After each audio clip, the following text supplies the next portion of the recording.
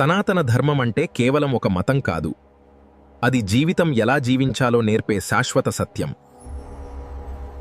ప్రకృతిని దేవుడిగా చూడడం, ప్రతి ప్రాణిలో ఆత్మను గౌరవించడం, కర్మను నమ్మడం, ఇవే సనాతన ధర్మం యొక్క మూల సూత్రాలు. వేల సంవత్సరాల క్రితం ఋషులిచ్చిన జ్ఞానం ఇప్పటికీ ప్రపంచానికి మార్గం చూపుతోంది. ధనం, శక్తి, కోపం ఇవన్నీ ధర్మం యొక్క మూల సూత్రాలు.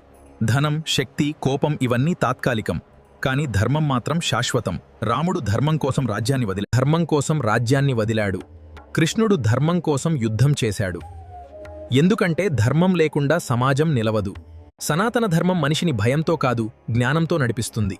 యోగా, ధ్యానం, భక్తి, కర్మద్ ఇవన్నీ మనసును శాంతికి తీసుకెళ్తాయి. ధర్మం వరకు వ్యతిరేకం కాదు, ప్రతి జీవికి మేలు కోరుతుంది.